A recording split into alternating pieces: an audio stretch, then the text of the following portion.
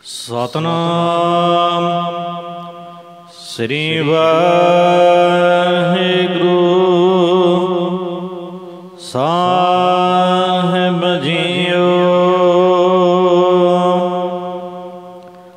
ज्ञान गवाया दूजा पाया, गर्भ गले बिख खाया। गुर रस गीत बाद नहीं पावै, सुनिया गहर गंभीर गवाया। ज्ञान गवाया दूजा पाया। वाहिगुरु जी का खालसा, वाहिगुरु जी की फतेह।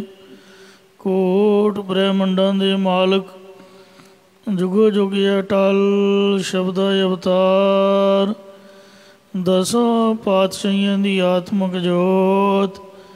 धन धन सतगुरु श्री गुरु ग्रंथ साहिब सच्चे पातशाह जी महाराज जी दी पवित्र पावन हजूरी दे विच जुड़ मिल बैठी गुरु रूप गुरु खालसा साध संगत जीओ। आओ बड़े प्यार यार सत्कार दे नाल अमृत बाणी हर हर तेरी, सुन सुन होवै परम गत मेरी। जलन बुझी शीतल हुए मनुआ, सतगुर का दर्शन पाए जियो। सतगुरां दी पवित्र अमृत बाणी की कथा विचार व्याख्या सो सरवण करके लाह प्राप्त करो जी। एक बार उच्चारण करो सतनाम श्री वाहिगुरु जी। सतनाम श्री वाहिगुरु साहिब जीओ। अज्ञान गवाया दूजा पाया। रामकली महला पहला दखनी हो अहंकार। इस गुरबाणी का सिरलेख है जो कल प्रारंभ हुई सी ते 3 पौड़ियां की कथा विचार आप कल सरवण कर चुके हो। अज ये दखनी अहंकार गुरबाणी की चौथी पौड़ी है। दूजा पाया जिन्हों ने द्वैत भाव दे विच लग के ज्ञान गवाया, स्वरूप का ज्ञान गवा लिया है। गर्भ गले बिख खाया। गर्भ अहंकार आदਿਕਾਂ ਦੇ ਵਿੱਚ ही गल गए हैं और उन्होंने विषयों की जहर नूं ही खाधा है। इसी प्रकार ज्ञान गवाया दूजा पाया। जिन्होंने ऐसे परमेश्वर ते गुरु छड़ के दूजा होर कोई प्यारा लगिया है, उन्होंने अपने स्वरूप का ज्ञान गवा लिया है। गर्भ गले बिख खाया। अति वो अहंकार विच गल गए हैं क्योंकि उन्होंने द्वैत रूप जहर खाना की है। इसी प्रकार ज्ञान गवाया दूजा पाया। जिन्होंने दुआपन चंगा लगिया है, उन्होंने गर्भ गले बिख खाया। बिख विषयां रूप जहर नूं खाधा है। जिन्होंने विषयां रूप जहर खाधा है, उन्होंने ज्ञान गवाया, स्वरूप का ज्ञान गवाया है। जिन्होंने स्वरूप का ज्ञान गवा लिया है, वो गर्भ गले हंगता के कारण माता के गर्भ के विच गल जाते हैं। गुर रस गीत बाद नहीं भावै सुनिया। जिन्होंने सतगुरु साहब जी का रस प्रेम पूर्वक गीत जस शब्द बाद कथन किया नहीं भावै सुनिए, सुनना नहीं पाउंदा है। ਜਾਂ ਰਸ ਪ੍ਰੇਮ ਪੂਰਵਕ ਸੁਣਨਾ ਨਹੀਂ ਪਾਉਂਦਾ ਹੈ। ਗਹਿਰ ਗੰਭੀਰ ਗਵਾਇਆ, ਉਹਨਾਂ ਨੇ ਗਹਿਰ ਨਿਰਹਲ ਅਤੇ ਗੰਭੀਰ ਡੂੰਘੇ ਪਰਮੇਸ਼ਰ ਦੀ ਪ੍ਰਾਪਤੀ ਵਾਲੇ ਗਿਆਨ ਨੂੰ ਅੰਦਰੋਂ ਗਵਾ ਲਿਆ ਹੈ। ਸੁਣੀਆਂ ਤੇ ਵਿਸ਼ਰਾਮ ਸੰਪਰਦਾਈ ਗਿਆਨੀ ਲਾਉਂਦੇ ਹਨ। ਗੁਰ ਸੱਚ ਕਹਿਆ ਅੰਮ੍ਰਿਤ ਲਹਿਆ, ਜਿਨ੍ਹਾਂ ਨੇ ਸਤਿਗੁਰਾਂ ਦਾ ਸੱਚਾ ਉਪਦੇਸ਼ ਕਥਨ ਕੀਤਾ ਹੋਇਆ ਸਮਝਿਆ ਹੈ, ਉਹਨਾਂ ਨੇ ਨਾਮ ਅੰਮ੍ਰਿਤ ਪ੍ਰਾਪਤ ਕੀਤਾ ਹੈ। ਅੰਮ੍ਰਿਤ ਪੀਆ ਸਤਿਗੁਰ ਦੀਆ, ਅਵਰ ਨ ਜਾਣਾ ਦੂਆ ਤੀਆ। ਮਨ ਤਨ ਸਾਜ ਸੁਖਾਇਆ, ਪਰ ਉਹਨਾਂ ਦੇ ਮਨ ਦੇ ਤਨ ਦੇ ਵਿੱਚ ਸੱਚਾ ਪਰਮੇਸ਼ਰ ਸੁਖਾਇਆ ਭਾਇਆ ਚੰਗਾ ਲੱਗਿਆ ਹੈ। ਇਸੇ ਪ੍ਰਕਾਰ ਗਿਆਨ ਗਵਾਇਆ ਦੂਜਾ ਪਾਇਆ, ਜਿਨ੍ਹਾਂ ਨੇ ਗੁਰਾਂ ਦੁਆਰਾ ਬ੍ਰਹਮ ਗਿਆਨ ਦੀ ਪ੍ਰਾਪਤੀ ਕਰਕੇ ਦਵੈਤ ਭਾਵ ਨੂੰ ਗਵਾ ਲਿਆ ਮੇਟ ਲਿਆ ਹੈ, ਉਹਨਾਂ ਨੇ ਗਰਭ ਗਲੇ ਬਿਖ ਖਾਇਆ, ਉਹਨਾਂ ਦੇ ਹੰਕਾਰ ਆਦਿਕ ਵੀ ਗਲ ਗਏ ਅਤੇ ਉਹਨਾਂ ਨੇ ਮਾਇਆ ਰੂਪ ਜ਼ਹਿਰ ਦਾ ਵੀ ਖਾਇਆ ਖੈ ਨਾਸ਼ ਕਰ ਦਿੱਤਾ ਹੈ। ਗੁਰ ਰਸ ਗੀਤ ਬਾਦ ਨਹੀਂ ਭਾਵੈ ਸੁਣੀਐ, ਹੁਣ ਉਹਨਾਂ ਦਾ ਗੁਰੂ ਸਾਹਿਬ ਜੀ ਦੇ ਗੀਤ ਬਚਨਾਂ ਵਿੱਚ ਰਸ ਪ੍ਰੇਮ ਹੋ ਗਿਆ ਹੈ। ਉਹਨਾਂ ਨੂੰ ਦੁਨੀਆ ਦੇ ਜੋ ਬਾਦ ਝਗੜੇ ਉਹ ਸੁਣਨੇ ਨਹੀਂ ਪਾਉਂਦੇ ਹਨ ਅਤੇ ਗਹਿਰ ਗੰਭੀਰ ਗਵਾਇਆ, ਉਹਨਾਂ ਨੇ ਗਹਿਰ ਗੰਭੀਰ ਡੂੰਘੇ ਤੋਂ ਡੂੰਘੇ ਪਰਮੇਸ਼ਰ ਦੇ ਸਰੂਪ ਨੂੰ ਪਾ ਕੇ ਅਗਿਆਨ ਨੂੰ ਗਵਾ ਲਿਆ ਹੈ। ਸੱਚ ਕਹਿਆ ਅੰਮ੍ਰਿਤ ਲਹਿਆ, ਇਸ ਪ੍ਰਕਾਰ ਜਿਨ੍ਹਾਂ ਨੂੰ ਗੁਰੂ ਸਾਹਿਬ ਜੀ ਨੇ ਸੱਚਾ ਉਪਦੇਸ਼ ਕਥਨ ਕਰਕੇ ਨਾਮ ਅੰਮ੍ਰਿਤ ਦੀ ਦਾਤ ਦਿੱਤੀ ਹੈ, ਉਹਨਾਂ ਨੇ ਬ੍ਰਹਮਾਨੰਦ ਰੂਪ ਅੰਮ੍ਰਿਤ ਬਾਬਤ ਲਖਿਆ ਜਾਣਿਆ ਹੈ। ਮਨ ਤਨ ਸਾਜ ਸੁਖਾਇਆ, ਅਤੇ ਉਹਨਾਂ ਦੇ ਮਨ ਅਤੇ ਤਨ ਵਿੱਚ ਸੱਚਾ ਪਰਮੇਸ਼ਰ ਸੁਖਾਇਆ ਚੰਗਾ ਭਾ ਗਿਆ ਹੈ। ਉਹਨਾਂ ਨੂੰ ਫਿਰ ਇਹ ਪ੍ਰਤੀਤ ਹੋ ਆਉਂਦਾ ਹੈ ਕਿ ਆਪੇ ਗੁਰਮੁਖ ਆਪੇ ਦੇਵੈ, ਵਾਹਿਗੁਰੂ ਆਪ ਹੀ ਗੁਰਮੁਖ ਅਧਿਕਾਰੀ ਰੂਪ ਹੈ ਜਾਂ ਆਪ ਹੀ ਮੁਖੀ ਗੁਰੂ ਰੂਪ ਹੈ ਅਤੇ ਆਪ ਹੀ ਗੁਰਾਂ ਦੁਆਰਾ ਨਾਮ ਬ੍ਰਹਮ ਗਿਆਨ ਦਾ ਉਪਦੇਸ਼ ਦਿੰਦਾ ਹੈ। ਆਪੇ ਅੰਮ੍ਰਿਤ ਪੀਆਇਆ, ਅਤੇ ਆਪ ਹੀ ਜਗਿਆਸੂਆਂ ਦੇ ਤਾਈਂ ਨਾਮ ਬ੍ਰਹਮਾਨੰਦ ਰੂਪ ਅੰਮ੍ਰਿਤ ਰਸ ਦੇ ਤਾਈਂ ਪਿਲਾਉਣ ਵਾਲਾ ਹੈ। ਏਕੋ ਏਕ ਕਹੈ ਸਭ ਕੋਈ, ਉਂਝ ਤਾਂ ਸਾਰੇ ਵਿਦਵਾਨ ਲੋਕ ਇਹੀ ਕਹਿੰਦੇ ਹਨ ਕਿ ਇੱਕ ਅਦਵੈਤ ਰੂਪ ਪਰਮੇਸ਼ਰ ਹੈ, ਇੱਕੋ ਬ੍ਰਹਮ ਹੀ ਸਾਰੇ ਵਿਆਪਕ ਹੈ, ਇੱਕੋ ਨਿਰਗੁਣ ਸਰੂਪ ਅਤੇ ਇੱਕੋ ਸਰਗੁਣ ਸਰੂਪ ਹੈ। ਮੈਂ ਗਰਭ ਵਿਆਪੈ, ਪਰ ਜੀਵ ਦੇਹ ਦੀ ਹੰਗਤਾ ਅਤੇ ਗੁਣਾਂ ਦੇ ਹੰਕਾਰ ਦੇ ਵਿੱਚ ਲੱਗੇ ਹੋਏ ਹਨ। ਭਾਵ ਜੇਕਰ ਪਰਮੇਸ਼ਰ ਨੂੰ ਅੰਦਰੋਂ ਸਮਝਣ ਤਾਂ ਫਿਰ ਦੇਹ ਦੀ ਹੰਗਤਾ ਅਤੇ ਗੁਣਾਂ ਦਾ ਹੰਕਾਰ ਭਲਾ ਕਿਉਂ ਕਰਨ। ਇਸੇ ਕਰਕੇ ਹੰਗਤਾ ਅਤੇ ਹੰਕਾਰ ਵਿੱਚ ਲੱਗੇ ਹੋਏ ਨੇ, ਕਿਉਂਕਿ ਅੰਦਰੋਂ ਨਹੀਂ ਸਮਝਦੇ। ਅੰਤਰ ਬਾਹਰ ਏਕ ਪਛਾਣ, ਜਿਹੜੇ ਹਿਰਦੇ ਦੇ ਅੰਦਰ ਵੀ ਅਤੇ ਬਾਹਰ ਸੰਸਾਰ ਵਿੱਚ ਵੀ ਜਾਂ ਅੰਦਰਮੁਖ ਨਿਰਗੁਣ ਸਰੂਪ ਅਤੇ ਬਾਹਰ ਸਰਗੁਣ ਸਰੂਪ ਦੇ ਵਿੱਚ ਇੱਕੋ ਨੂੰ ਪਹਿਚਾਣਦੇ ਹਨ। ਇਉਂ ਕਰ ਮਹਿਲ ਸਿਆਪੈ, ਇਸ ਪ੍ਰਕਾਰ ਉਹ ਸਾਧ ਸੰਗਤ ਰੂਪ ਘਰ ਦੁਆਰਾ ਆਪਣੇ ਸਰੂਪ ਨੂੰ ਪਹਿਚਾਨ ਲੈਂਦੇ ਹਨ, ਜਾਂ ਘਰ ਗ੍ਰਸਤ ਜਾਂ ਘਰ ਸਰੀਰ ਦੇ ਵਿੱਚ ਰਹਿੰਦਿਆਂ ਤੁਰਿਆ ਭਾਦਰੋਂ ਮਹੱਲ ਨੂੰ ਪਹਿਚਾਨ ਲੈਂਦੇ ਹਨ। ਪ੍ਰਭ ਨੇੜਾ ਹਰ ਦੂਰ ਨ ਜਾਣਹੁ। ਇਹ ਭਾਈ ਪਰਮੇਸ਼ਰ ਦਾ ਅਤਿਅੰਤ ਨਜ਼ਦੀਕ ਹੈ। ਉਸ ਹਰੀ ਪਰਮੇਸ਼ਰ ਨੂੰ ਕਦੇ ਵੀ ਦੂਰ ਨਾ ਜਾਣੋ। ਦੂਰ ਨਾਹੀਂ ਮੇਰੋ ਪ੍ਰਭ ਪਿਆਰਾ।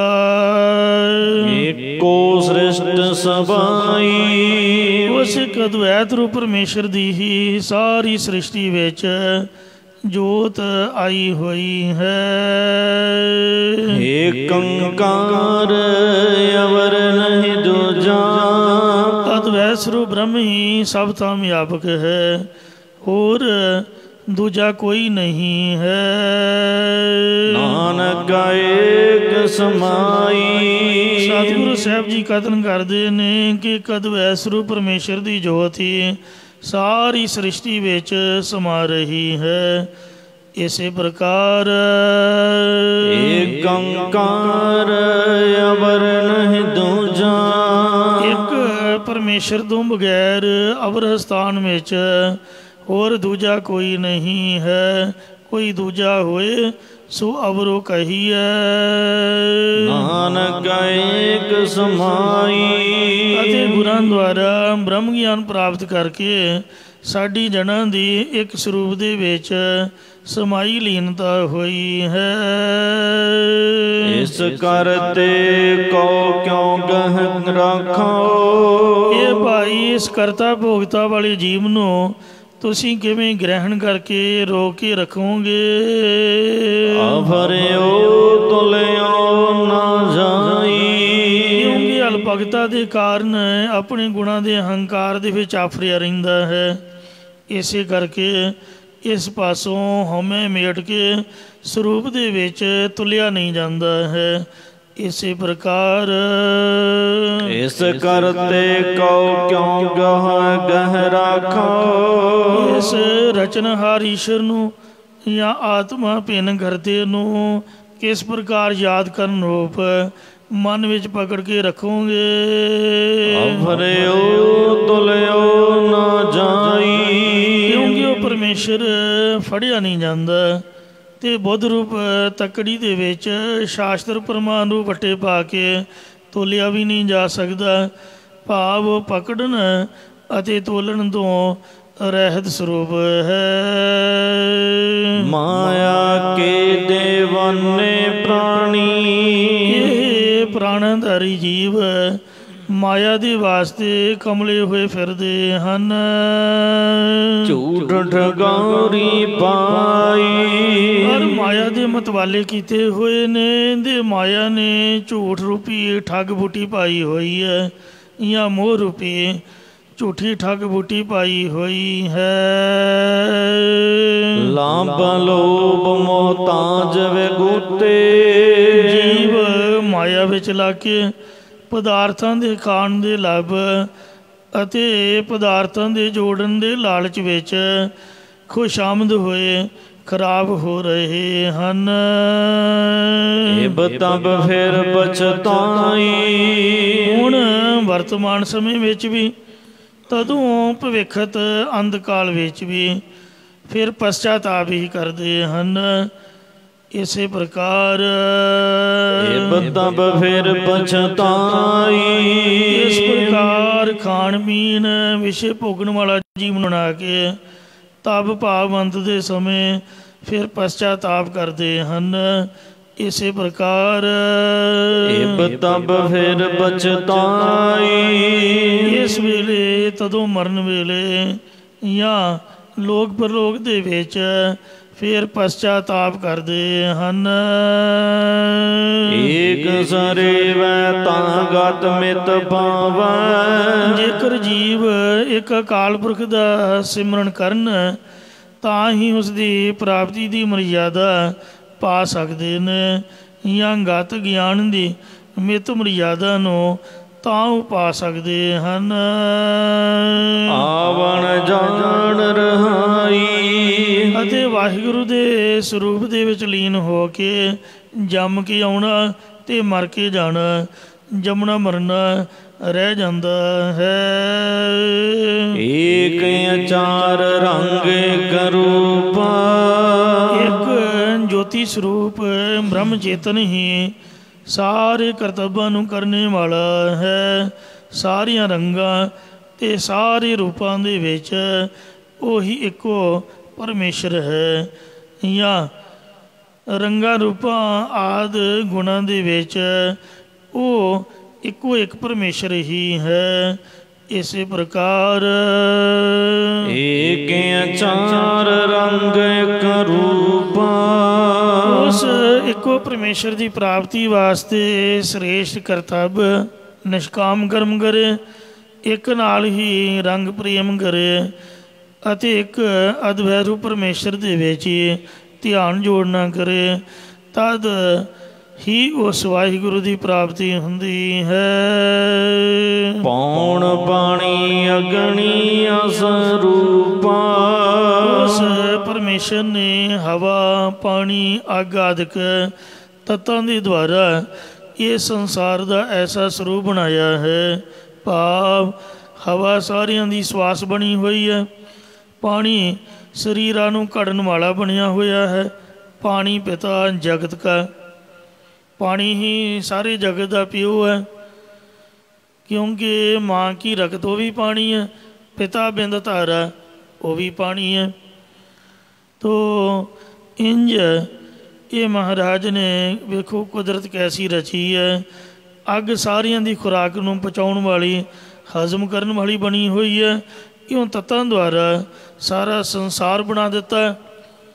ਲੋਕ ਬੜੇ ਬੜੇ ਸਿਆਣੇ ਸਾਇੰਸਦਾਨ, ਪਰ ਮਹਾਰਾਜ ਕਹਿੰਦੇ ਨੇ ਪੰਜ ਤੱਤ ਕਰ ਤੁਧ ਸ੍ਰਿਸ਼ਟ ਸਭ ਸਾਜੀ। ਇਹ ਵਾਹਿਗੁਰੂ ਜੀ, ਪੰਜਾਂ ਤੱਤਾਂ ਦੇ ਦੁਆਰਾ ਤੂੰ ਸਾਰੀ ਸ੍ਰਿਸ਼ਟੀ ਸਾਜਨਾ ਕੀਤੀ ਹੈ।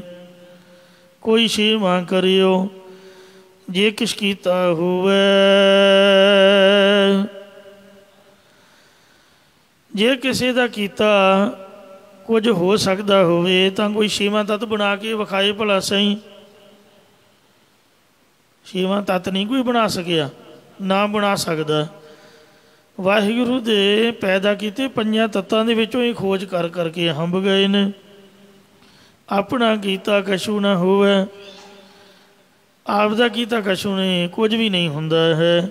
ਇੰਜ ਉਸ ਪਰਮੇਸ਼ਰ ਨੇ ਸੋ ਹਵਾ, ਪਾਣੀ, ਅੱਗ ਆਦਿਕ ਤੱਤਾਂ ਦੁਆਰਾ ਇਹ ਸੰਸਾਰ ਨੂੰ ਰਚਨਾ ਕੀਤਾ ਹੈ। ਇਸੇ ਪ੍ਰਕਾਰ ਏਕ ਅਚਾਰ ਰੰਗ ਕਰੂਪਾ, ਸੋ ਉਸ ਇੱਕੋ ਅਕਾਲ ਪੁਰਖ ਪ੍ਰਭੂ ਪਰਮਾਤਮਾ ਦੀ ਪ੍ਰਾਪਤੀ ਵਾਸਤੇ ਸ੍ਰੇਸ਼ਟ ਕਰਮ ਕਰਨਾ ਕਰੇ ਅਤੇ ਨਿਸ਼ਕਾਮ ਕਰਮ ਕਰੇ, ਇੱਕ ਨਾਲ ਹੀ ਰੰਗ ਪ੍ਰੇਮ ਕਰੇ, ਇੱਕ ਅਦਵੈਤ ਰੂਪ ਪਰਮੇਸ਼ਰ ਵਿੱਚ ਹੀ ਧਿਆਨ ਜੋੜਨਾ ਕਰੇ, ਤਾਂ ਹੀ ਉਸ ਵਾਹਿਗੁਰੂ ਦੀ ਪ੍ਰਾਪਤੀ ਹੁੰਦੀ ਹੈ। ਪੌਣ ਬਾਣੀ ਅਗਣੀ ਅਸਰੂਪਾ, ਪੌਣ ਦੀ ਤਰ੍ਹਾਂ ਰਜੋ ਗੁਣ, ਪਾਣੀ ਦੀ ਤਰ੍ਹਾਂ ਸਤੋ ਗੁਣ ਤੇ ਅੱਗ ਦੀ ਤਰ੍ਹਾਂ ਤਮੋ ਗੁਣ। ਜਾਂ ਜਾਗਰਤ, ਸੁਪਨ, ਸਖੋਪਤ ਆਦਿ ਗੁਣਾਂ ਦੇ ਵਿੱਚ ਸਾਰੀ ਸ੍ਰਿਸ਼ਟੀ ਬਣੀ ਹੋਈ ਹੈ। ਏਕੋ ਭਵਰ ਭਵੈ ਤਿਹੁ ਲੋਏ, ਅਗਨੀ ਸਰੂਪ ਪਰ ਉਹ ਪਰਮੇਸ਼ਰ ਆਪ ਸਵੈ ਸਰੂਪ ਸ਼ੁੱਧ ਸਰੂਪ ਹੈ। ਜਾਂ ਮਹਾਰਾਜ ਕਹਿੰਦੇ ਨੇ ਪੌਣ ਪਾਣੀ, ਪੌਣ ਬਾਣੀ ਅਗਣੀ ਅਸਰੂਪਾ,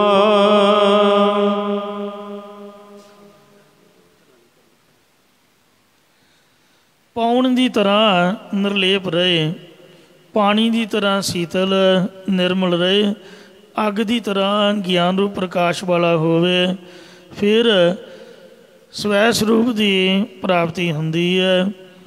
ਫਿਰ ਜੀਵ ਬ੍ਰਹਮ ਰੂਪੀ ਹੋ ਜਾਂਦਾ ਆਸ ਹੈ। ਏਕੋ ਭਵਰ ਭਵੈ ਤਿਹੁ ਲੋਏ, ਇੱਕੋ ਪਰਮੇਸ਼ਰ ਹੀ ਜੀਵ ਰੂਪ ਭੌਰਾ ਬਣ ਕੇ ਤਿੰਨਾਂ ਲੋਕਾਂ ਦੇ ਵਿੱਚ ਵਿਚਰਿਆ ਹੈ। ਏਕੋ ਬੂਝੈ ਸੂਝੈ ਪਤ ਹੋਏ। ਜੋ ਇੱਕ ਪਰਮੇਸ਼ਰ ਮਾਇਆ ਸਬਲ ਹੋ ਕੇ ਸ੍ਰਿਸ਼ਟੀ ਨੂੰ ਪੈਦਾ ਕਰਨ ਵਾਲਾ ਹੈ ਤੇ ਇੱਕੋ ਹੀ ਅਕਾਲ ਪੁਰਖ ਏਕੋ ਬੂਝੈ। ਏਕੋ ਬੂਝੈ ਸੂਝੈ ਪਤ ਹੋਏ। ਗੁਰਾਂ ਦੁਆਰਾ ਇੱਕ ਪਰਮੇਸ਼ਰ ਨੂੰ ਹੀ ਪੁੱਛਣਾ ਕਰੇ, ਫਿਰ ਉਸ ਦਾ ਸਰੂਪ ਸੁੱਝ ਆਉਂਦਾ, ਅੰਦੇਸ ਆਉਂਦਾ ਹੈ। ਇਸ ਪ੍ਰਕਾਰ ਪਤ ਹੋਏ ਇੱਜ਼ਤ ਦੀ ਪ੍ਰਾਪਤੀ ਹੁੰਦੀ ਹੈ। ਇਸੇ ਪ੍ਰਕਾਰ ਏਕੋ ਬੂਝੈ ਸੂਝੈ ਪਤ ਹੋਏ। ਜਦ ਗੁਰਾਂ ਤੋਂ ਇੱਕੋ ਸਰਗੁਣ ਸਰੂਪ ਨੂੰ ਪੁੱਛਣਾ ਕਰੇ ਤਾਂ ਫਿਰ ਇੱਕੋ ਨਿਰਗੁਣ ਸਰੂਪ ਦੇਸ ਆਉਂਦਾ ਹੈ ਅਤੇ ਪਤ ਇੱਜ਼ਤ ਪ੍ਰਤਿਸ਼ਠਾ ਦੀ ਪ੍ਰਾਪਤੀ ਹੁੰਦੀ ਹੈ। ਜਾਂ ਇਸੇ ਪ੍ਰਕਾਰ ਏਕੋ ਬੂਝੈ ਸੂਝੈ ਪਤ ਹੋਏ।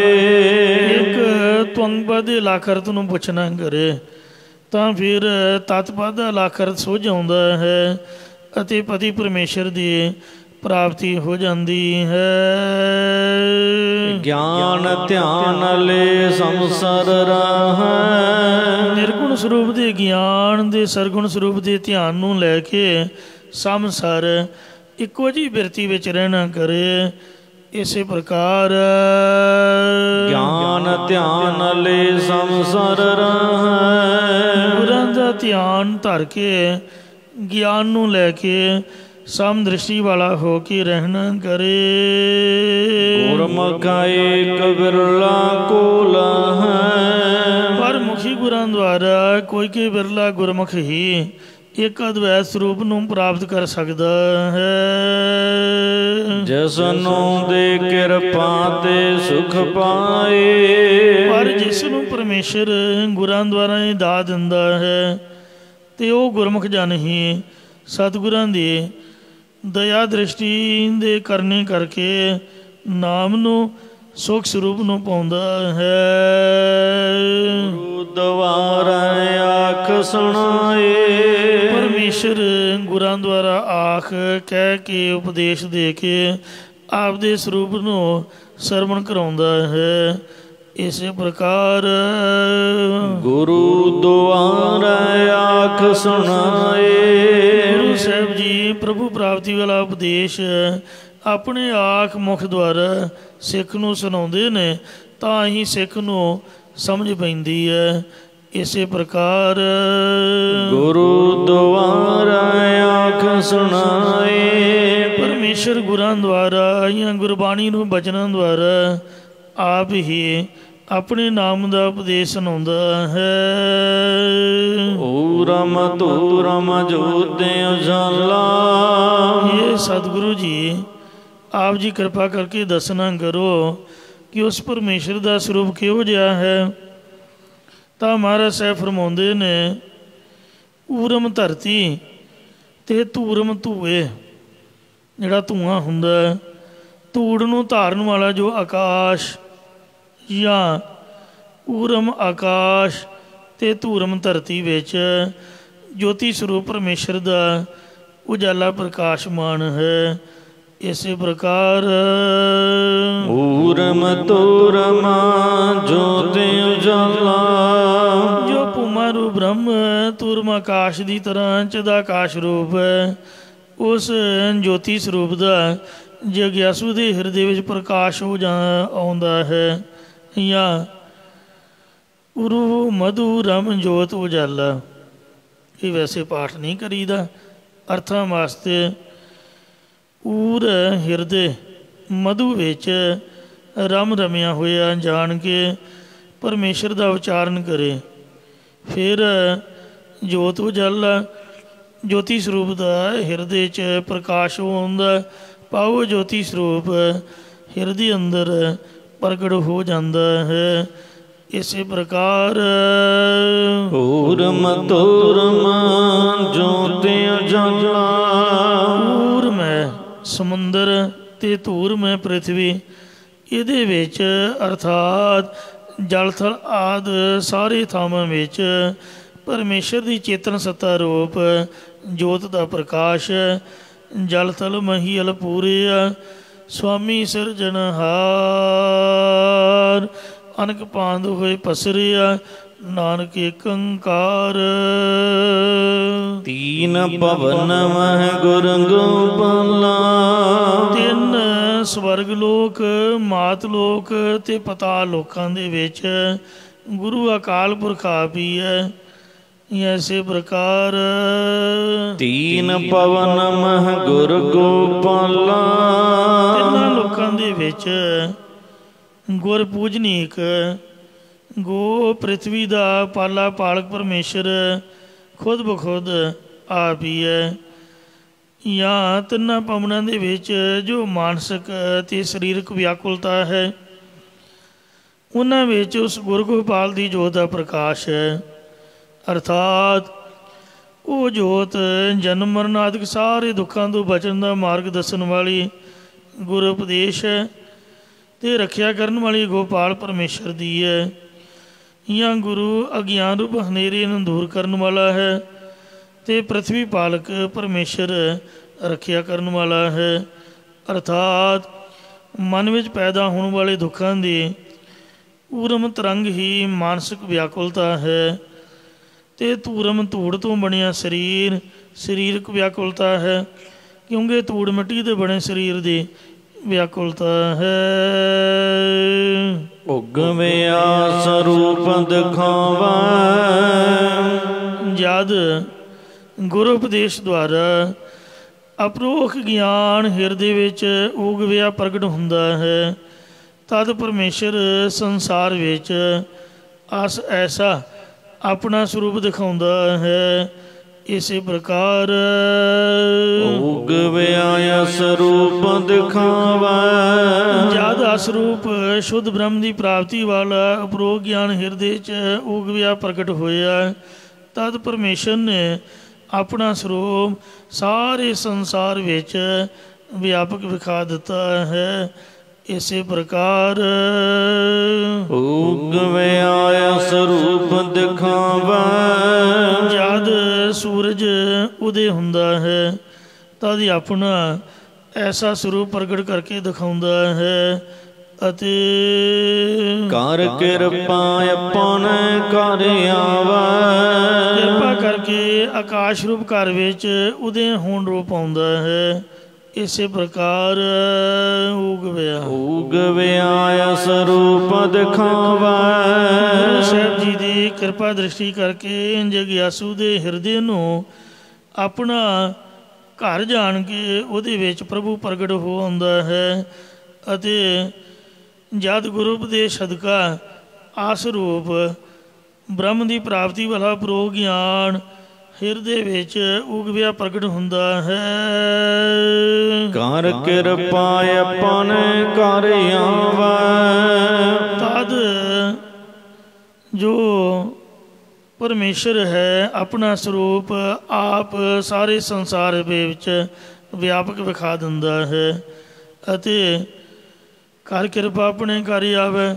ਸਤਿਗੁਰਾਂ ਦੀ ਕਿਰਪਾ ਕਰਕੇ ਜਗਿਆਸੂ ਆਪਣੇ ਅੰਤःਕਰਨ ਨੂੰ ਵੀ ਘਰ ਦੇ ਵਿੱਚ ਅੰਤਰਮੁਖ ਹੋ ਕੇ ਫਿਰ ਟਿਕ ਆਉਂਦਾ ਹੈ ਜਾਂ ਆਪਣੇ ਤੁਰਿਆ ਬਾਦ ਜਾਂ ਆਤਮਿਕ ਸਰੂਪ ਰੂਪੀ ਘਰ ਵਿੱਚ ਆ ਕੇ ਟਿਕ ਜਾਂਦਾ ਹੈ। ਓ ਨਵ ਬਰਸੈ ਨੀਜਰ ਤਾਰਾ ਨਵ ਮਤਲਬ ਝੁਕ ਕੇ ਜਦੋਂ ਬਦਲ ਝੁਕ ਕੇ ਨੀਜਰ ਇੱਕ ਰਸ ਜਲ ਦੀ ਧਾਰਾ ਵਰਸਦਾ ਹੈ।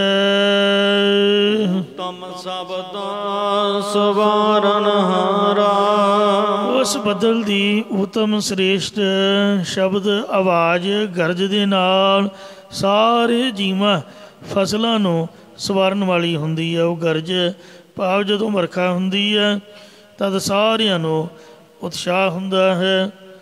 ਨਾਨਕ ਸਾਵਣ ਜੀ ਵਸੈ ਚੌਹੋਂ ਮਾਹਾ ਹੋਏ ਗਾਈ ਪੁੱਤਾ ਨਿਰਧਨਾ ਪੰਥੀ ਚਾਕਰ ਹੋਏ। ਇਸੇ ਪ੍ਰਕਾਰ ਹੋ ਨਵ ਬਰਸੈ ਨੀਜਰ ਤਾਰਾ ਗੁਰੂ ਰੂਪੀ ਬੱਦਲ ਚਿਦਾਕਾਸ਼ ਰੂਪ ਆਕਾਸ਼ ਵਿੱਚ ਪ੍ਰਗਟ ਹੋ ਕੇ ਇੱਕ ਰਸ ਨਾਮ ਦੀ ਧਾਰਾ ਬਖਸ਼ਿਸ਼ ਕਰਦੇ ਹਨ। ਭਾਵ ਜਗਿਆਸੂ ਦੀ ਇੱਕ ਰਸ ਲਿਵ ਲਗਾ ਦਿੰਦੇ ਹਨ। ਉਤਮ ਸ਼ਬਦ ਸਵਾਰਨ ਹਾਰਾ। ਇਸੇ ਕਰਕੇ ਗੁਰੂ ਸਾਹਿਬ ਜੀ ਦਾ ਸ੍ਰੇਸ਼ਟ ਉਪਦੇਸ਼ ਜਗਿਆਸੂ ਦੇ ਜੀਵਨ ਨੂੰ ਸੁਧਾਰਨ ਵਾਲਾ ਹੈ ਜਾਂ ਸਾਰੀ ਸ੍ਰਿਸ਼ਟੀ ਨੂੰ ਸੰਵਾਰਨ ਵਾਲਾ, ਮੁਕਤ ਕਰਨ ਵਾਲਾ ਹੈ। ਇਸ ਏਕਾ ਜਾਣ ਪਿਓ। ਜਦ ਕੋਈ ਗੁਰਾਂ ਦੁਆਰਾ ਇਸ ਨਿਰਗੁਣ ਤੇ ਸਰਗੁਣ ਗੁਰੂ ਤੇ ਸਿੱਖ ਜੀਵ ਅਤੇ ਈਸ਼ ਦੇ ਏਕਤਾ ਦਾ ਭੇਤ ਜਾਣ ਲੈਂਦਾ, ਸਮਝ ਲੈਂਦਾ ਹੈ, ਉਹ ਐਸਾ ਨਿਸ਼ਚਾ ਕਰਦਾ ਹੈ ਕਿ ਆਪੇ ਕਰਤਾ ਆਪੇ ਦਿਓ। ਪਰਮੇਸ਼ਰ ਆਪ ਹੀ ਕਰਤਾ ਈਸ਼ਰ ਰੂਪ ਹੈ ਤੇ ਆਪ ਹੀ ਸਾਰਿਆਂ ਦਾ ਪ੍ਰਕਾਸ਼ ਰੂਪ ਹੈ। ਇਸੇ ਪ੍ਰਕਾਰ ਆਪੇ ਕਰਤਾ ਆਪੇ ਦਿਓ। ਪਰਮੇਸ਼ਰ ਆਪ ਹੀ ਨਿਰਗੁਣ ਸਰੂਪ ਹੈ ਤੇ ਆਪ ਹੀ ਕਰਮਾਂ ਨੂੰ ਕਰਨ ਵਾਲਾ ਜੀਵ ਰੂਪ ਹੈ ਤੇ ਆਪ ਹੀ ਸਭਨਾਂ ਨੂੰ ਫਲ ਦੇਣ ਵਾਲਾ ਈਸ਼ਰ ਰੂਪ ਹੈ। ਇਸੇ ਪ੍ਰਕਾਰ ਆਪੇ ਕਰਤਾ ਆਪੇ ਦਿਓ। ਪਰਮੇਸ਼ਰ ਆਪ ਹੀ ਉਪਦੇਸ਼ ਨੂੰ ਕਮਾਉਣ ਵਾਲਾ ਕਰਤਾ ਸਿੱਖ ਰੂਪ ਹੈ। ਆਪ ਹੀ ਬ੍ਰਹਮ ਗਿਆਨ ਦੇ ਦੇਣ ਵਾਲਾ ਪ੍ਰਕਾਸ਼ ਰੂਪ ਸਤਿਗੁਰੂ ਹੈ। ਉਗਵੈ ਸੂਰ ਅਸੁਰ ਸੰਘਾਰੈ। ਜਦ ਨਾਮ ਰੂਪੀ ਸੂਰਜ ਉਦੇ ਹੁੰਦਾ ਹੈ ਤਦੋਂ ਕਾਮ ਕ੍ਰੋਧ ਰੂਪ ਦੈਂਤਾਂ ਨੂੰ ਸੰਘਾਰੈ, ਨਾਸ਼ ਕਰਦਾ ਹੈ। ਇਸੇ ਪ੍ਰਕਾਰ ਉਗਵੈ ਸੂਰ ਅਸੁਰ ਸੰਘਾਰੈ। ਜਦ ਜੀਵ ਦੇ ਹਿਰਦੇ ਵਿੱਚ ਅਪਰੋਗ ਗਿਆਨ ਰੂਪ ਸੂਰਜ ਉਹਦੇ ਪ੍ਰਗਟ ਹੁੰਦਾ ਤਦ ਪੰਜੇ ਗਿਆਨ ਇੰਦਰੇ, ਪੰਜੇ ਕਰਮ ਇੰਦਰੇ ਤੇ ਚਾਰੇ ਅੰਤःਕਰਨ ਇਹਨਾਂ 14 ਦੈਂਤਾਂ ਦੇ ਵਿਸ਼ਿਆਂ ਦਾ ਜਾਂ ਆਸੁਰੀ ਸੰਪਦਾ ਦਾ ਸੰਘਾਰਾ ਨਾਸ਼ ਕਰ ਦਿੰਦਾ ਹੈ। ਅਤੇ ਉੱਚੋਂ ਦੇਖਾ ਸ਼ਬਦ ਵਿਚਾਰਾ। ਗੁਰਾਂ ਦੇ ਸ਼ਬਦ ਉਪਦੇਸ਼ ਦੀ ਵਿਚਾਰ ਕਰਕੇ ਤਿੰਨਾਂ ਗੁਣਾਂ ਤੋਂ ਅਤੀਤ ਉੱਚੇ ਪਰਮੇਸ਼ਰ ਦੇ ਸਾਚੇ ਤੇ ਆਨੰਦ ਸਰੂਪ ਨੂੰ ਵੇਖ ਲੈਂਦਾ ਹੈ। ਉਪਰ ਆਦਿ ਅੰਤ ਤਹਿ ਲੋਏ। ਉਹ ਪਰਮੇਸ਼ਰ ਬ੍ਰਹਮਾ, ਵਿਸ਼ਨੂੰ, ਸ਼ਿਵ ਜੀ ਜਾਂ ਵਿਰਾਟ, ਹਿਰਨ ਗਰਭ, ਅਭਿਆਕ੍ਰਿਤ ਆਦਿਕ ਸਭਨਾਂ ਤੋਂ ਉੱਪਰ ਹੈ ਤੇ ਸਭ ਦਾ ਸ਼੍ਰੋਮਣੀ ਹੈ। ਆਦਿ ਵਿੱਚ ਅਦਿਸਟਾਨ ਸਰੂਪ, ਅੰਤ ਅਖੀਰ ਵਿੱਚ ਸਿਧਾਂਤ ਰੂਪ ਹੈ। ਔਰ ਹੁਣ ਵਰਤਮਾਨ ਸਮੇਂ ਵਿੱਚ ਵੀ ਸਵਰਗ ਲੋਕ, ਮਾਤ ਲੋਕ, ਪਾਤਾਲ ਲੋਕ ਆਦਿਕ ਤੇ ਇਹੋ ਲੋਏ ਤਿੰਨਾਂ ਲੋਕਾਂ ਦਾ ਪ੍ਰਕਾਸ਼ਕ ਹੈ ਜਾਂ ਉਸ ਦੀ ਜਾਗਰਤ, ਸੁਪਨ, ਸੁਖੋਪ ਤਿੰਨੇ ਅਵਸਥਾ ਜਾਂ ਤਿੰਨੇ ਲੋਕਾਂ ਦੇ ਵਿੱਚ ਜੋਤ ਬਿਰਾਜਮਾਨ ਹੈ। ਆਪੇ ਕਰੈ ਕਥਾ ਸੁਣ ਸੋਏ। ਆਪ ਹੀ ਸ੍ਰਿਸ਼ਟੀ ਨੂੰ ਪੈਦਾ ਕਰਦਾ, ਫਿਰ ਉਹ ਆਪ ਹੀ ਪੈਦਾ ਕੀਤੀ ਹੋਈ ਸ੍ਰਿਸ਼ਟੀ ਨੂੰ ਗੁਰੂ ਸਰੂਪ ਹੋ ਕੇ ਕਥਨ ਕਰਨ ਵਾਲਾ ਹੈ ਤੇ ਆਪ ਹੀ ਜਗਿਆਸੂ ਰੂਪ ਹੋ ਕੇ ਸੁਣਦਾ ਹੈ। ਓਹ ਵਿਧਾਤਾ ਮਨ ਤਨ ਦੇ। ਉਹੀ ਪਰਮੇਸ਼ਰ ਕਰਮਾਂ ਅਨੁਸਾਰ ਫਲ ਪ੍ਰਦਾਤਾ ਹੈ ਤੇ ਮਨ ਤੇ ਤਨ ਦੇ ਅੰਦਰ ਆਪਣੀ ਚੇਤਨ ਸੱਤਾ ਦੇਣ ਵਾਲਾ ਹੈ। ਇਸੇ ਪ੍ਰਕਾਰ ਓ ਵਿਧਾਤਾ ਮਨ ਤਨ ਦੇ।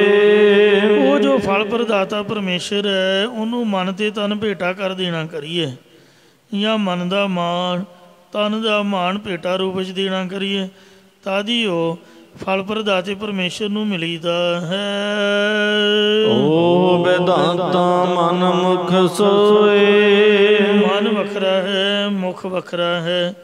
ਉਹ ਜੋ ਕਰਮਾਂ ਅਨੁਸਾਰ ਫਲ ਪ੍ਰਦਾਤਾ ਹੈ ਸੋ ਉਹ ਪਰਮੇਸ਼ਰ ਗੁਰਮੁਖਾਂ ਦੇ ਮਨ ਦੇ ਵਿੱਚ ਵੀ ਹੈ ਤੇ ਮੁਖ ਦੇ ਵਿੱਚ ਵੀ ਰਹਿੰਦਾ ਹੈ।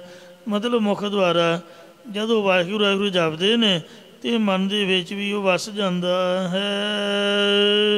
ਪ੍ਰਭ ਜਗ ਜੀਵਨ ਅਵਰਨ ਕੋਏ। ਉਹ ਪਰਮੇਸ਼ਰ ਜਗਤ ਦਾ ਜੀਵਨ ਰੂਪ ਹੈ, ਹੋਰ ਕੋਈ ਜਗਤ ਦਾ ਜੀਵਨ ਰੂਪ ਨਹੀਂ ਹੈ ਜਾਂ ਪਰਮੇਸ਼ਰ ਵਰਗਾ ਹੋਰ ਕੋਈ ਨਹੀਂ ਹੈ। ਨਾਨਕ ਨਾਮ ਰਤੇ ਪਤ ਹੋਏ। ਸਤਿਗੁਰੂ ਮਹਾਰਾਜ ਸਾਹਿਬ ਕਥਨ ਕਰਦੇ ਕਿ ਜੋ ਅੰਮ੍ਰਿਤ ਨਾਮ ਦੇ ਵਿੱਚ ਰੰਗੇ ਹੋਏ ਨੇ ਉਹਨਾਂ ਨੂੰ ਉਸ ਪਤੀ ਪਰਮੇਸ਼ਰ ਦੀ ਪ੍ਰਾਪਤੀ ਹੁੰਦੀ ਹੈ ਜਾਂ ਉਹਨਾਂ ਨੂੰ ਪਤਾਬਰੂ ਹੁੰਦੀ ਹੈ, ਭਾਵ ਨਿਰਵਿਕਾਰ ਜੀਵਨ ਵਾਲੇ ਹੋ ਜਾਂਦੇ ਹਨ। ਜਿਵੇਂ ਸੰਸਕ੍ਰਿਤ ਵਿੱਚ ਰਿਰੀ ਆਉਂਦਾ ਹੈ, ਇਸ ਤਰ੍ਹਾਂ ਇੱਥੇ ਸਤਿਗੁਰੂ ਜੀ ਰਾਰੀ ਅੱਖਰ ਦੁਆਰਾ ਇੰਜ ਕਥਨ ਕਰਦੇ ਹਨ। ਰਾਜਨ ਰਾਮ ਰਵੈ ਹਿਤਕਾਰ। ਜੋ ਰਾਜਾ ਪ੍ਰਕਾਸ਼ ਰੂਪ ਰਮੀ ਹੋਏ ਪਰਮੇਸ਼ਰ ਦਾ ਨਾਮ ਪ੍ਰੇਮੀ ਬਣ ਕੇ ਜਾਂ ਪ੍ਰਭੂ ਨਾਲ ਪਿਆਰ ਪੈਦਾ ਕਰਾਉਣ ਵਾਲੇ ਸਤਿਗੁਰਾਂ ਦੇ ਦੁਆਰਾ ਉਚਾਰਨ ਕਰਦਾ ਹੈ। ਤ੍ਰਣ ਮਹਿ ਲੂਜੈ ਮਨੁਆ ਮਾਰ। ਉਹ ਸੰਸਾਰ ਰੂਪ ਯੁੱਧ ਭੂਮੀ ਦੇ ਵਿੱਚ ਕਾਮ ਆਦਿਕਾਂ ਦੇ ਨਾਲ ਲੜਨਾ ਕਰਦਾ ਹੈ, ਭਾਵ ਆਸੁਰੀ ਸੰਪਦਾ ਨੂੰ ਦੇਵੀ ਸੰਪਦਾ ਨਾਲ ਮਾਰਨਾ ਕਰਦਾ ਹੈ, ਅਤੇ ਮਨੁਆ ਮਾਰ ਮਨ ਦੇ ਮੰਦੇ ਸੁਭਾਅ ਨੂੰ ਮਾਰਨਾ ਕਰਦਾ ਹੈ। ਅਤੇ ਰਾਤ ਦਿਨ ਅੰਤਰ ਰੰਗ ਰਾਤਾਂ। ਦਿਨੇ ਰਾਤ, ਦਿਨ ਅਤੇ ਦਿਨ ਦੇ ਅੰਤ ਸਮੇਂ ਵਿੱਚ ਅਤੇ ਰਾਤ ਦੇ ਰਾਤ ਦੇ ਅੰਤ ਸਮੇਂ, ਭਾਵ ਅੰਮ੍ਰਿਤ ਵੇਲੇ ਪਰਮੇਸ਼ਰ ਦੇ ਪ੍ਰੇਮ ਰੰਗ ਦੇ ਵਿੱਚ ਉਹ ਰੰਗਿਆ ਰਹਿੰਦਾ ਹੈ। ਇਸੇ ਪ੍ਰਕਾਰ ਰਾਤ ਦਿਨ ਅੰਤਰ ਰੰਗ ਰਾਤਾਂ। ਜੋ ਹਰ ਵਕਤ ਪ੍ਰਭੂ ਦੇ ਪ੍ਰੇਮ ਰੰਗ ਦੇ ਵਿੱਚ ਰਤਿਆ ਰਹਿੰਦਾ ਹੈ, ਉਹਦੀ ਅਵਿਦਿਆ ਰੂਪ ਰਾਤ ਦਾ ਅੰਤ ਹੋ ਜਾਂਦਾ ਹੈ ਅਤੇ ਬ੍ਰਹਮ ਗਿਆਨ ਰੂਪੀ ਦਿਨ ਚੜ੍ਹ ਜਾਂਦਾ ਹੈ। ਤੀਨ ਭਵਨ ਜੁਗ ਚਾਰੇ ਜਾਤਾਂ। ਸੋ ਤੀਨ ਭਵਨ ਜੋ ਗੁਰਮੁਖ ਜਾਣੇ, ਉਹ ਤਿੰਨ ਭਵਨ ਤਿੰਨਾਂ ਲੋਕਾਂ ਦੇ ਵਿੱਚ ਅਤੇ ਚਾਰੇ ਯੁੱਗਾਂ ਦੇ ਵਿੱਚ ਪਰਮੇਸ਼ਰ ਨੂੰ ਵਿਆਪਕ ਜਾਣਦੇ ਹਨ। ਜੋ ਅਕਾਲ ਪੁਰਖ ਵਾਹਿਗੁਰੂ ਹੈ, ਜਿਨ੍ਹਾਂ ਨੇ ਪਰਮੇਸ਼ਰ ਨੂੰ ਚੌਹਾਂ ਯੁੱਗਾਂ ਦੇ ਵਿੱਚ ਵਿਆਪਕ ਜਾਣਿਆ ਹੈ, ਉਹਨਾਂ ਨੂੰ ਤਿੰਨਾਂ ਭਵਨਾਂ ਵਿੱਚ ਮਾਲਕ ਪਰਮੇਸ਼ਰ ਪ੍ਰਤੀਤ ਹੁੰਦਾ ਹੈ। ਇਸੇ ਪ੍ਰਕਾਰ ਤੀਨ ਭਵਨ ਜੁਗ ਚਾਰੇ ਜਾਤਾਂ। ਜਿਨ੍ਹਾਂ ਨੇ ਵੈਰਾਗ ਵਿਵੇਕ ਆਦਿਕ ਚੌਂ ਸਾਧਨਾਂ ਦੇ ਸੰਯੁਕਤ ਹੋ ਕੇ ਉਸ ਪ੍ਰਭੂ ਨੂੰ ਜਾਣਿਆ ਹੈ, ਜੋ ਪ੍ਰਭੂ ਤਿੰਨਾਂ ਅਵਸਥਾ ਦਾ ਪ੍ਰਕਾਸ਼ਕ ਹੈ ਜਾਂ ਸਾਰੇ ਭਵਨਾਂ ਦਾ ਸੁਆਮੀ ਹੈ। ਜਿਨ ਜਾਤਾ ਸੋ ਤਿਸ ਹੀ ਜਿਹਾ।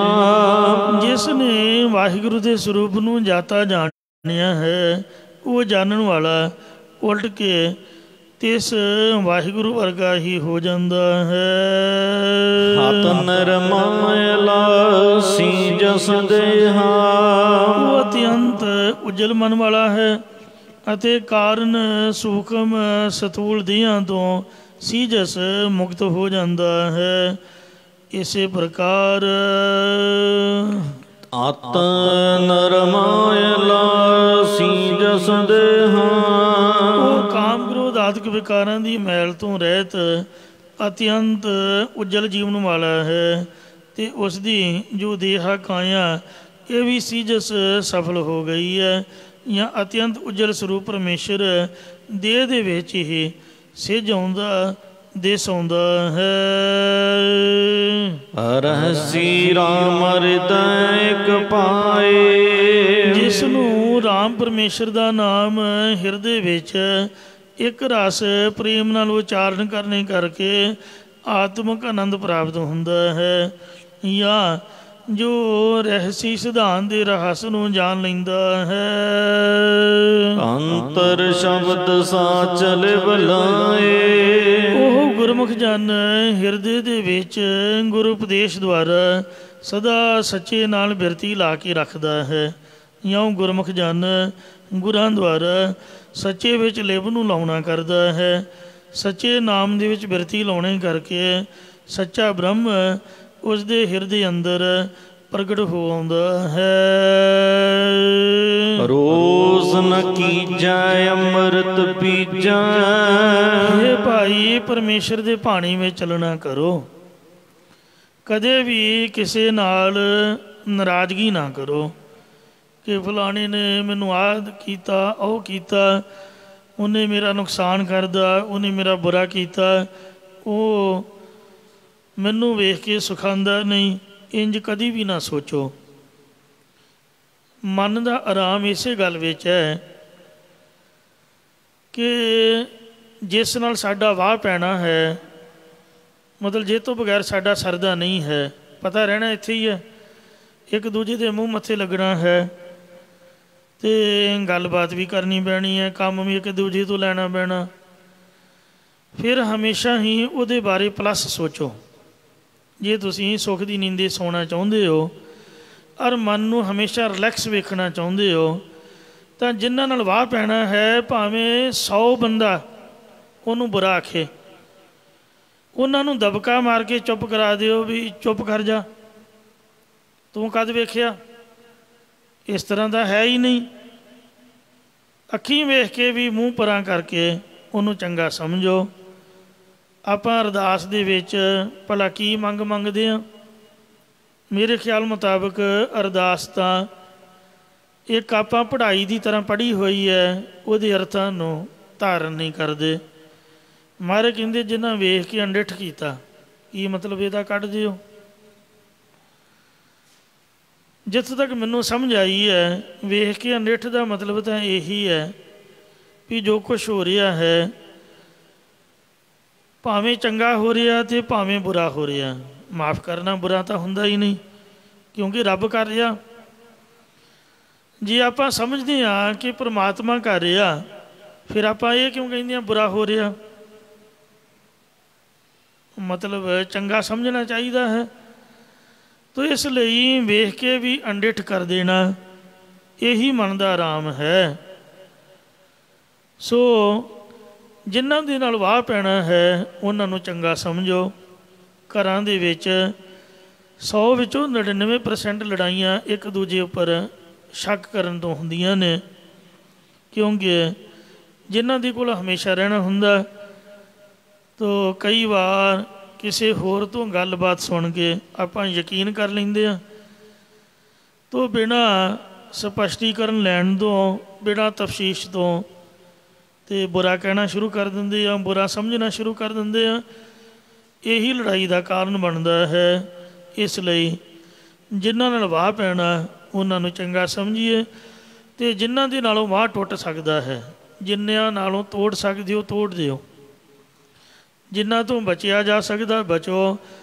यही मन का आराम है। जे बहुतियां नाल संबंध रखांगे, बहुतियां नाल मित्रता दोस्ती करांगे, तो मन हमेशा बेआराम रहेगा, बीमार रहेगा। तो इसलिए क्योंकि चंगे माड़े तो सारे ही ने। सतगुरु नानक देव जी का मत है, हम नहीं चंगे बुरा नहीं कोय, प्रणमत नानक तारे सोए। जो कुछ वेखदे हो सो वो महाराज का भाना समझो।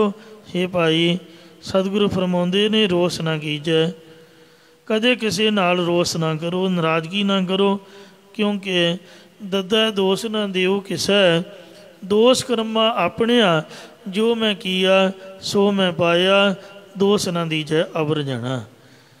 उहदे वाहिगुरु दे पानी में चलना करो, ते मन प्रसन्न करके अमृत पीजै, नाम अमृत नूं पीना करो। अमृत पिया सतगुर दिया, अबर ना जाना दूआ तीया। कोई दूजा तीजा दुखी तिक्की नूं कदी भी ना आपदी अखां हेठ लियाओ, कदी भी ना जानो। आपदे गुरु गोबिंद सिंह नूं अखां सामने रख के उहदे खंडे बाटे दे अमृत नूं छक के ते गुरु महाराज की बख्शी दात गुरबाणी अमृत नूं हमेशा ही पीना करो। जिहड़ा बाणी पढ़न वाला है वो तो आपदी रचना नूं बाणी विच बिजी रखदा, उन्होंने किसी नूं बुरा कहण दा समा ही नहीं मिलता। कन्नां दे नाल गुरबाणी नूं सुणदा रहिंदा, निंदिया चुगली सुणदा उहदे कोल समा ही नहीं है। तो इसलिए महाराज कहंदे ने रहन नहीं संसारे, नाम ਨਾਮ ਅੰਮ੍ਰਿਤ ਪੀ ਕੇ ਆਪ ਦਾ ਮਨੁੱਖਾ ਜਨਮ ਸਫਲਾ ਕਰੋ, ਕਿਉਂਕਿ ਇਹ ਜਗਤ ਦੇ ਵਿੱਚ ਹਮੇਸ਼ਾ ਕਿਸੇ ਨੇ ਵੀ ਨਹੀਂ ਰਹਿਣਾ ਹੈ। ਜੋ ਆਇਆ ਸੋ ਚੱਲ ਸੀ, ਸਭ ਕੋਈ ਆਈ ਵਾਰੀ ਹੈ। ਬੁਰੇ ਵੀ ਤੁਰ ਜਾਣਗੇ, ਚੰਗੇ ਵੀ ਤੁਰ ਜਾਣਗੇ। ਇਸ ਲਈ ਆਪ ਦਾ ਸਮਾਂ ਖਰਾਬ ਕਿਉਂ ਕਰਨਾ ਹੈ? ਰਹਿਣਾ ਤਾਂ ਹੈ ਨਹੀਂ ਇਸ ਸੰਸਾਰ ਦੇ ਵਿੱਚ। ਜਾਂ ਤਾਂ ਹਮੇਸ਼ਾ ਰਹਿਣਾ ਹੋਵੇ ਤਾਂ ਤੰਬੂ ਤਾਣ ਕੇ ਅਤੇ ਬੰਦਾ ਬੁਰੇ ਭਲੇ ਵਿੱਚ ਪਏ। ਜਾਂ ਤੁਰ ਜਾਣਾ ਹੈ ਤਾਂ ਫਿਰ ਕਿਸੇ ਨੂੰ ਬੁਰਾ ਭਲਾ ਕਹਿਣ ਦੀ ਕੀ ਲੋੜ ਹੈ? ਆਪਦੇ ਮਤੇ ਦੇ ਵਿੱਚ ਆਪ ਦਾ ਆਪ ਸਵਾਰ ਕੇ ਰੱਖੇ। ਫਰੀਦਾ ਆਪ ਸਵਾਰੈ ਮੈਂ ਮਿਲੈ, ਮੈਂ ਮਿਲਿਆ ਸੁਖ ਹੋਏ। ਫਰੀਦਾ ਜੇ ਤੂੰ ਮੇਰਾ ਹੋਏ ਰਹਿ, ਸਭ ਜਗ ਤੇਰਾ ਹੋਏ। ਜੇ ਅਸੀਂ ਆਪਣਾ ਆਪ ਸਵਾਰ ਲਵਾਂਗੇ ਤਾਂ ਪਰਮੇਸ਼ਰ ਅਕਾਲ ਪੁਰਖ ਵਾਹਿਗੁਰੂ ਦੀ ਪ੍ਰਾਪਤੀ ਹੋਵੇਗੀ। ਜਦੋਂ ਪ੍ਰਾਪਤੀ ਹੋ ਗਈ ਤਦੋਂ ਮਨ ਸ਼ਾਂਤ ਹੋ ਜਾਏਗਾ। ਰਾਜੇ ਰਾਏ ਰੰਗ ਨਹੀਂ ਰਹਿਣਾ। ਰਜਵਾੜੀਆਂ ਦੇ ਮਾਲਕ ਰਾਜੇ ਜਿਹੜੇ ਨੇ, ਰਾਏ ਖਿਤਾਬ ਵਾਲੇ, ਰਾਏ ਟਿੱਕੇ, ਰੰਗ ਕੰਗਾਲ ਆਦਿਕ, ਕਿਸੇ ਨੇ ਵੀ ਸਦਾ ਸੰਸਾਰ 'ਤੇ ਨਹੀਂ ਰਹਿਣਾ ਹੈ। ਆਏ ਜਾਏ ਜੁਗ ਚਾਰੇ। ਇਸੇ ਤਰ੍ਹਾਂ ਚਾਰੇ ਯੁੱਗਾਂ ਦੇ ਵਿੱਚ ਜੀਵ ਜੰਮ ਕੇ ਆਉਂਦੇ, ਮਰ ਕੇ ਜਾਂਦੇ ਰਹਿੰਦੇ ਹਨ। ਜਾਂ ਜਿਵੇਂ ਚਾਰੇ ਯੁੱਗਾਂ ਵਿੱਚ ਜੀਵ ਆਉਂਦੇ ਨੇ, ਇਵੇਂ ਚਲੇ ਜਾ ਰਹੇ ਹਨ। ਚਾਰੇ ਯੁੱਗ ਵੀ ਬਦਲ ਕੇ ਆਉਂਦੇ ਜਾਂਦੇ ਰਹਿੰਦੇ ਹਨ। ਰਹਿਣ ਕਹਿਣ ਤੇਰਾ ਨ ਕੋਈ। ਸਾਰੇ ਕਹਿੰਦੇ ਨੇ ਕਿ ਅਸੀਂ ਜੱਗ ਵਿੱਚ ਰਹਿਣਾ ਹੈ, ਰਹਿਣਾ ਹੈ, ਰਹਿਣਾ ਹੈ। ਇੰਝ ਕਹਿਣ ਨਾਲ ਤਾਂ ਕੋਈ ਸੰਸਾਰ 'ਚ ਰਹਿੰਦਾ ਨਹੀਂ ਹੈ।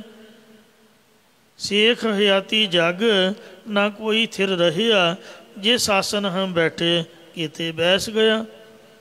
ਜੇ ਸਾਸਨ ਦੇ ਅਸੀਂ ਚੌਂਕੜਾ ਮਾਰ ਕੇ ਬੈਠੇ ਹੋਏ ਹਾਂ, ਕਿੰਨੇ ਬਹਿ ਕੇ ਇੱਥੇ ਚਲੇ ਗਏ। ਪਹਿਲੇ ਨਹੀਂ ਰਹੇ, ਰਹਿਣਾ ਅਸੀਂ ਵੀ ਨਹੀਂ ਹੈ। ਇਸੇ ਤਰ੍ਹਾਂ ਰਹਿਣ ਕਹਿਣ ਤੇਰਾ ਨ ਕੋਈ। ਸੰਸਾਰ ਵਿੱਚ ਰਹਿਣਾ ਤਾਂ ਸਭ ਕੋਈ ਕਹਿੰਦਾ ਹੈ ਕਿ ਸਦਾ ਇੱਥੇ ਰਹੀਏ, ਅਤੇ ਕਾਰੋ ਵਿਹਾਰ ਵੀ ਇਸੇ ਤਰ੍ਹਾਂ ਹੀ ਕਰਦੇ ਹਨ ਕਿ ਕਦੇ ਮਰਨਾ ਨਹੀਂ ਹੈ, ਪਰ ਰਹਿੰਦਾ ਕੋਈ ਵੀ ਨਹੀਂ ਹੈ। ਇਸੇ ਪ੍ਰਕਾਰ ਰਹਿਣ ਕਹਿਣ ਤੇਰਾ ਨ ਕੋਈ। ਜੋ ਪਰਮੇਸ਼ਰ ਦੇ ਸ਼ਬਦ ਹੀ ਰਹਿਣੀ ਹੈ। ਕਈ ਸਭ ਕੋਈ ਜਾਂਦਾ ਹੈ ਕਿ ਅਹੰ ਬ੍ਰਹਮ ਅਸਮੀ, ਪਰ ਰਹਿਣੀ ਤੇ ਰਹਿੰਦੇ ਨਹੀਂ ਹਨ। ਇਸੇ ਪ੍ਰਕਾਰ ਰਹਿਣ ਕਹਿਣ ਤੇਰਾ ਨ ਕੋਈ। ਰਹਿਤ ਬਿਨਾਂ ਨੇ ਸਿੱਖ ਕਹਾਵੈ, ਰਹਿਤ ਬਿਨਾਂ ਦਰ ਚੋਟਾਂ ਖਾਵੈ। ਮੇਰੇ ਵਰਗੇ ਪ੍ਰਚਾਰਕ ਬੋਲੀ ਤਾਂ ਜਾਂਦੇ ਨੇ ਇਸ ਤਰ੍ਹਾਂ, ਪਰ ਆਪਦੀ ਰਹਿਣੀ ਉਹਨਾਂ ਦੀ ਹੈ ਹੀ ਨਹੀਂ। ਪ੍ਰਚਾਰ ਦੀ ਘਾਟ ਨਹੀਂ, ਪ੍ਰਚਾਰਕਾਂ ਦੀ ਰਹਿਣੀ ਦੀ ਘਾਟ ਹੈ। ਮਹੱਲਾ ਚੌਥਾ। ਗੁਰ ਸਤਿਗੁਰ ਕਾ ਜੋ ਸਿੱਖ ਅਖਾਏ, ਸੋ ਭਲ ਕੇ ਉੱਠ ਹਰ ਨਾਮ ਤੇ ਆਵੈ। ਸਾਡੇ 'ਚੋਂ ਕਿੰਨੇ ਕੁ ਵਾਹਿਗੁਰੂ ਵਾਹਿਗੁਰੂ ਕਰਕੇ ਆਏ ਨੇ, ਮਤਲਬ ਨਹੀਂ ਜਪਿਆ ਜਾਂਦਾ ਹੈ, ਸਰੀਰ ਢਿੱਲਾ ਮੱਠਾ ਹੈ, ਉੱਠਿਆ ਹੀ ਨਹੀਂ ਜਾਂਦਾ। ਚੌਂਕੜਾ ਮਾਰਨਾ ਬੜਾ ਔਖਾ ਹੈ, ਵਾਹਿਗੁਰੂ ਕਹਿਣਾ ਸਭ ਤੋਂ ਕਠਿਨ ਹੈ। ਇਸ ਲਈ ਸੋ ਸਿੱਖ ਕਹਿਣ ਮਾਤਰ ਹਾਂ, ਪਰ ਸਿੱਖ ਦੀ ਰਹਿਣੀ ਆਪਾਂ ਰਹਿ ਨਹੀਂ ਰਹੇ। ਉੱਠ ਕੇ ਵਾਹਿਗੁਰੂ ਨਹੀਂ ਆਖਿਆ ਜਾਂਦਾ। ਗੁਰ ਸਤਿਗੁਰ ਕਾ ਜੋ ਸਿੱਖ ਅਖਾਏ, ਸੋ ਭਲ ਕੇ ਉੱਠ ਹਰ ਨਾਮ ਤੇ ਆਵੈ। ਉਦਮ ਕਰੇ ਭਲ ਕੇ ਪ੍ਰਭਾਤੀ, ਇਸਨਾਨ ਕਰੇ ਅੰਮ੍ਰਿਤ ਸਰ ਨਹਾਵੈ। ਉਪਦੇਸ਼ ਗੁਰੂ ਹਰ ਹਰ ਜਪ ਜਾਪੈ, ਸਭ ਕਿਲ ਵਿਖ ਪਾਪ ਦੋਖ ਲੈ ਜਾਵੈ। ਫਿਰ ਚੜ੍ਹੈ ਦਿਵਸ ਗੁਰਬਾਣੀ ਗਾਵੈ। ਬਹਿੰਦਿਆਂ ਉੱਠਦਿਆਂ ਹਰ ਨਾਮ ਤੇ ਆਵੈ। ਜੋ ਸਾਸ ਗਿਰਾਸ ਧਿਆਈ ਮੇਰਾ ਹਰ ਹਰ, ਸੋ ਗੁਰ ਸਿੱਖ ਗੁਰੂ ਮਨ ਭਾਵੈ। ਜਿਸ ਨੂੰ ਦਿਆਲ ਹੋਵੇ ਮੇਰਾ ਸੁਆਮੀ, ਤਿਸ ਗੁਰ ਸਿੱਖ ਗੁਰੂ ਉਪਦੇਸ਼ ਸੁਣਾਵੈ। ਜਾਂ ਨਾਨਕ ਤੂੜ ਮੰਗੈ ਤਿਸ ਗੁਰ ਸਿੱਖ ਕੀ, ਜੋ ਆਪ ਜਪੈ ਅਵਰੈ ਨਾਮ ਜਪਾਵੈ। ਇਉਂ ਰਹਿਣੀ ਕਈ ਤਾਂ ਸਭ ਕੋਈ ਜਾਂਦਾ ਹੈ, ਪਰ ਰਹਿਣੀ ਰੱਖੀ ਨਹੀਂ ਜਾਂਦੀ। ਰਹਿਤ ਰਹਿਤ ਰਹਿ ਜਾਹੇ ਭਿਕਾਰਾ। ਵਿਕਾਰਾਂ ਵੱਲੋਂ ਰਿਹਾ ਨਹੀਂ ਜਾਂਦਾ ਹੈ। ਕਿਸ ਪਹਿ ਕਰੋ ਬੇਨੰਤੀ। ਇਸ ਲਈ ਆਪ ਦੀ ਹਾਲਤ ਦੀ ਜਿਹੜੀ ਕਥਨ ਕਰਨਾ ਹੈ, ਜਿਹੜਾ ਬਿਆਨ ਕਰਨਾ ਆਪ ਦੇ ਬਾਰੇ, ਹੁਣ ਸ਼ਰਮ ਵਾਲੀ ਗੱਲ ਹੈ ਜੇ ਸਾਰੀ ਸੰਗਤ ਨੂੰ ਦਸੀਏ ਤੇ ਆਪ ਦੇ ਗੁਰੂ ਦੇ ਕੋਲ ਅਰਦਾਸ ਕਰੋ, ਮਹਾਰਾਜ ਦੇ ਚਰਨਾਂ 'ਚ ਬੇਨਤੀ ਕਰੋ ਵੀ ਸੱਚੇ ਪਾਤਸ਼ਾਹ ਆਪ ਕਿਰਪਾ ਕਰਕੇ ਸਾਨੂੰ ਜੀਵਨ ਦਾਨ ਦਿਓ ਜੀ।